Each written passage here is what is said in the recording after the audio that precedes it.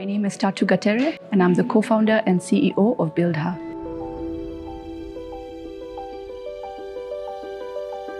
We are in the construction industry, so we wanted the name to be construction forward, people to know we're talking about Mjengo. And then the second, it's all about her, it's all about the woman and supporting the woman to integrate into the sector. So BuildHer made sense. It's simple and it just explains what we're trying to achieve.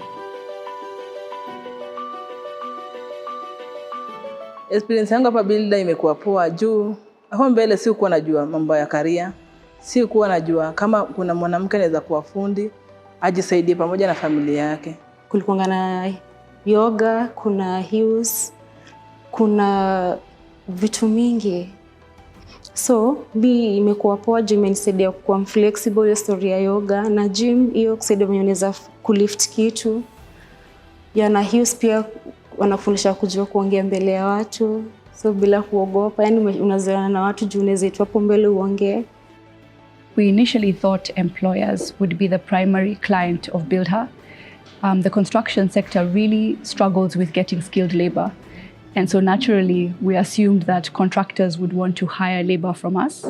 But the reality on the ground is the construction labor market is very informal. People hire project-based workers, and there's a whole middleman that connects workers to projects.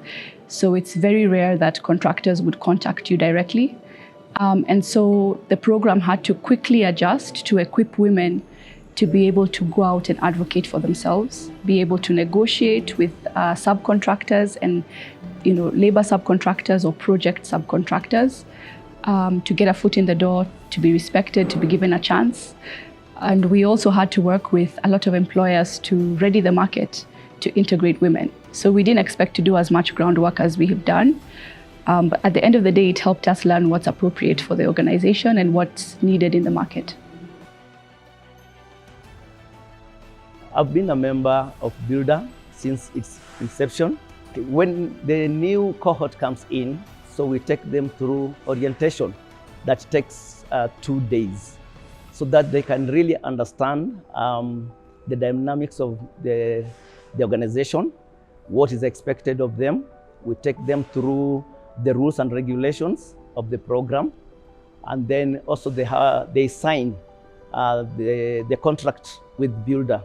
And then we take them through the BuildHer facilities so that they can familiarize with the area. And then from there now, they get into their classes.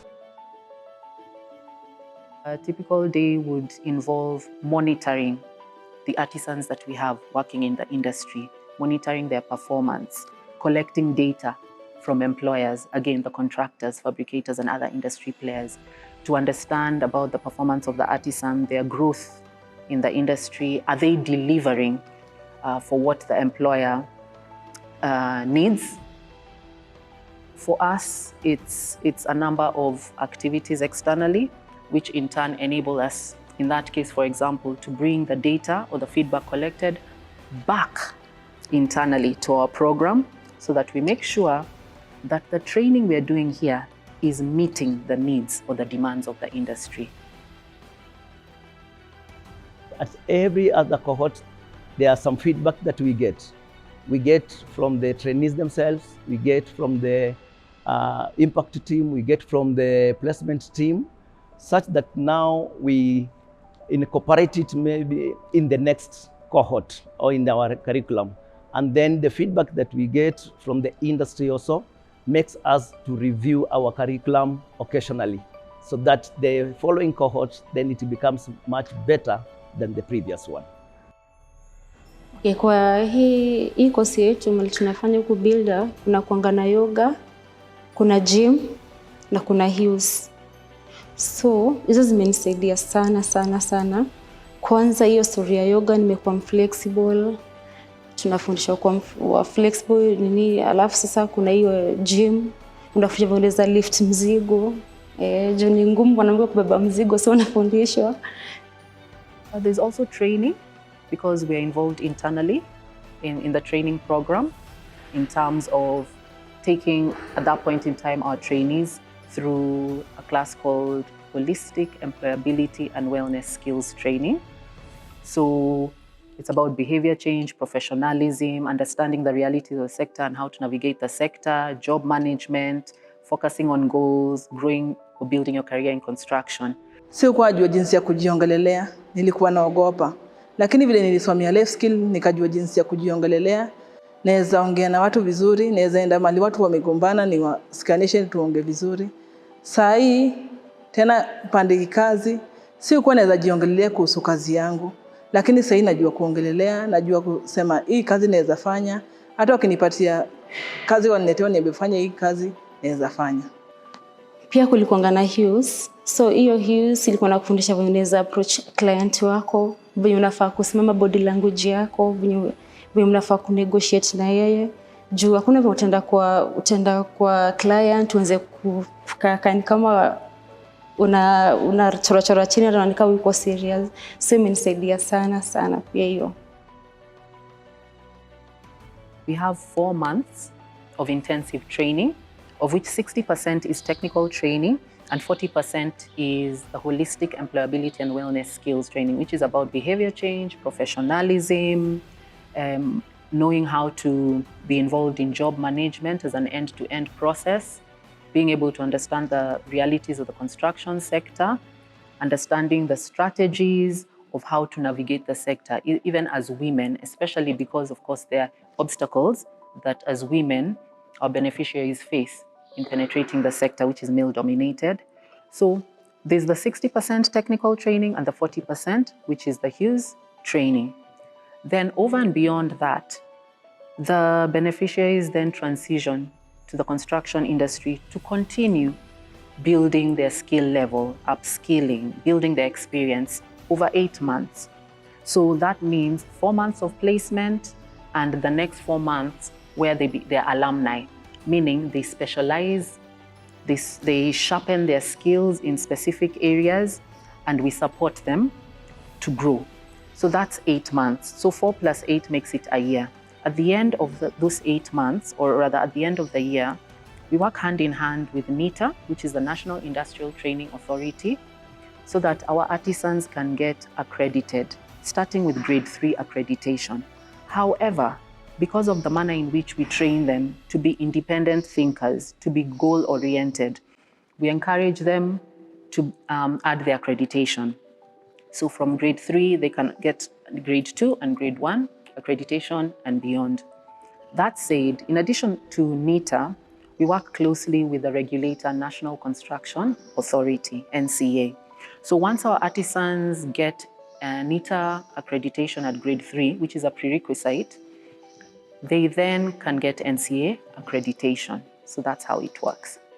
In the beginning, when I would explain what the idea of BuildHer was, I literally had people laugh in my face, tell me that women were not interested in this work. And I took it all like on the chin because I'm an architect and I'm a bit older. So when I went into the sector of architecture, there were not many women. And men had said that to me, like, why would a woman want to be an architect? Which is such an absurd question. So it was discouraging, but I just sort of thought it's ridiculous. Like, clearly people don't understand that women are just people.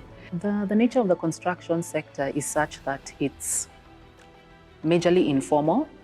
So for us, we've been working collectively with contractors, with fabricators, and other sector players such as the regulators, such as NCA, to work together to implement guidelines that we've developed, to be able to implement those guidelines and influence or shift policies so that we can move forward in terms of best practice.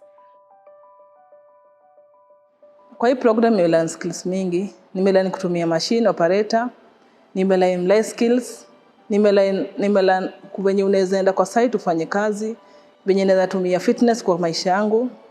Kama nimepewa kazi mzito naweza fanya, nimelearn joinery, venye naweza enda niseme mimi ni fundi wa joinery, nimelearn yani ile vitu inafai kulana. Trying to get employers to really give women a chance, for them to understand that it wasn't an empowerment program. Yes, BuildHer is focused on women, but we are also focused on high quality skills. Our training center is really a global level. What a painter learns here is what a painter would learn anywhere in the world. That was really important for us. For women to be safe, they had to offer value on site. They had to be able to perform and meet the standards. And no employer would believe this initially. And I'm still grateful to the initial companies that opened the door to us and tried us out. Some people started with about 5 women and now they're hiring about 10 or more on site. It's still a very small number, but those initial uptakers were really encouraging for us. And now, we have hundreds of women working, so it's easier to prove. Having our trainees excel in the market, in the construction industry, where they are breaking the stereotype that women cannot work in this sector that is male-dominated. So when we are seeing them now breaking the glass ceiling, then to us, that is a challenge that we are overcoming. Being able to give the sector, despite the obstacles, the gender bias, being able to connect or link the sector to skilled artisans, skilled female artisans, and enabling us to resolve the pain points for contractors, for fabricators. That for us has been such a great highlight. We want to offer more skills training in construction finishes. We offer painting, tiling, carpentry and joinery. We want to go into gypsum and partitions, including ceilings. We want to go into solar installation for sustainability. We just want to have more offerings for women that fit the labor market needs and gaps. Vile mimi walinichukua pale wakanisaidia, wakanionyesha mbele. Pia mimi nataka kuchukua na wengine 2, 3 nikuje tusaidiane, tujenge, tuoneshane wanawake tunaweza. Sio mali penye kama kitambo walikuwa wasemanga wanawake wawezi, lakini sasa imefika karia ya kusema sisi wanawake tusimame, tujitokeze tunaweza. You find that given the male-dominated structure of the sector, there's been a heavy gender bias.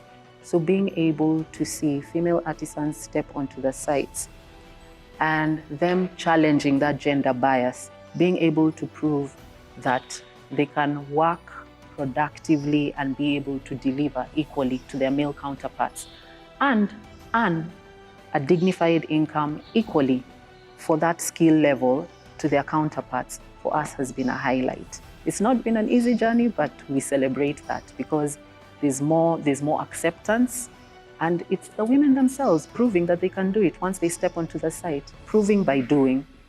For the last 4 years, we focused on selling a limited range of products in our catalog. But in the next 5 years, we are transitioning to be a marketplace for women artisans from the BuildHer program, meaning you would be able to buy female furniture brands from BuildHer alumni.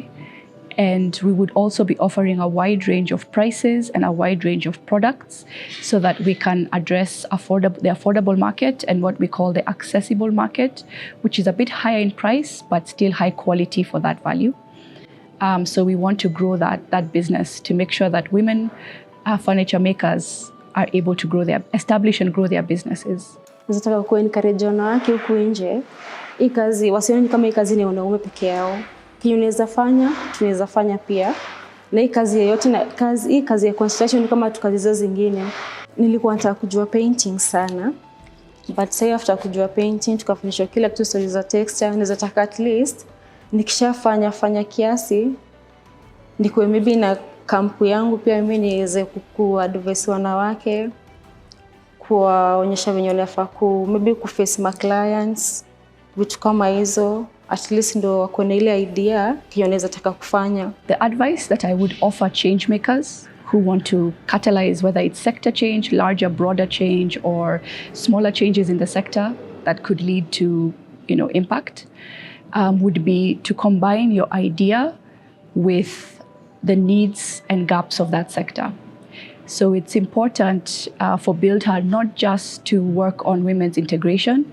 We work on women's integration, skilling fundis who offer a high level of skill with high performance standards, with a positive attitude. And not only that, but skilling them in areas that are underserved So areas that currently contractors are not finding a lot of fundis.